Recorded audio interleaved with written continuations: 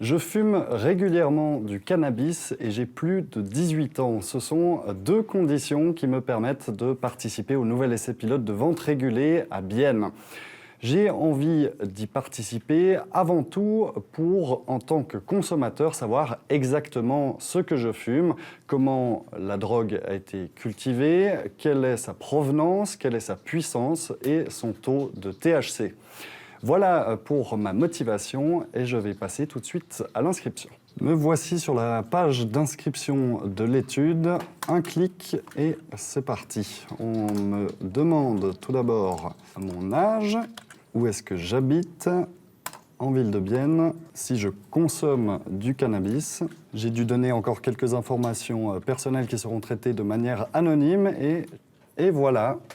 C'est déjà fini pour l'inscription. Un petit mot encore sur l'essai pilote de vente régulée de cannabis à Bienne. Les participants pourront aller chercher leurs produits directement en pharmacie et choisir sous quelle forme. Du cannabis standard, du hashish, de l'huile ou même du THC en spray. L'étude va durer au moins 2 ans et les participants devront répondre à un questionnaire tous les 6 mois. Maintenant, je vais me rendre à Berne pour aller encore un peu plus dans les détails sur cet essai pilote de cannabis. Je viens d'arriver à l'université de Berne où j'ai rendez-vous avec Reto Auer, qui est le responsable de cette étude.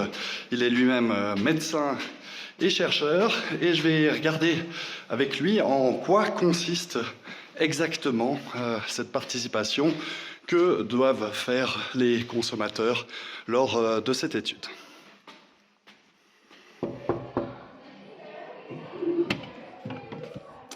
Bonjour. Je vais vous mettre ici, là, peut-être. Parfait. Voilà, je viens tout juste de m'inscrire pour cet essai pilote de vente régulée de cannabis à Bienne. Quelle chance j'ai d'y participer. Les personnes qui habitent dans les villes de Berne et de Bienne auront la priorité.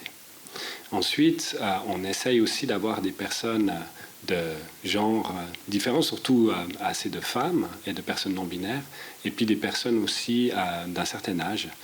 Et après, par rapport à Bienne même, il faudra qu'on voit combien de gens sont inscrits. On a déjà passablement de personnes qui sont inscrites, et puis on espère vraiment que tout le monde qui est intéressé puisse participer. En remplissant le formulaire, j'ai été assez frappé. Il n'y a pas beaucoup de questions poussées, c'est plutôt une formalité, quelques clics et ça suffit. Pourquoi est-ce que l'inscription, c'est aussi léger?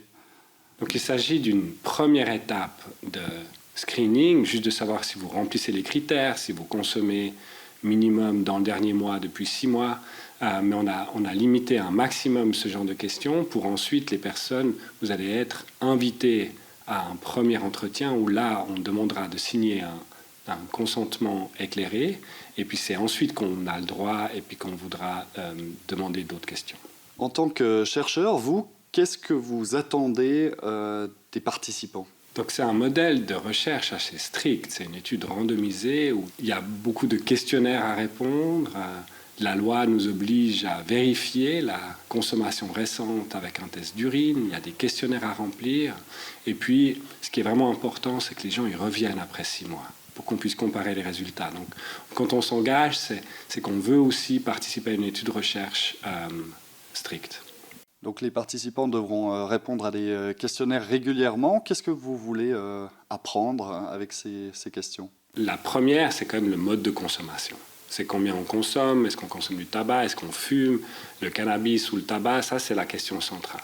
Puis après il y a des questionnaires psychologiques, de dépression, de qualité du sommeil, mais aussi de compétences en consommation, des interactions avec la police, différents questionnaires qui intéressent différentes personnes qui sont impliquées dans l'étude.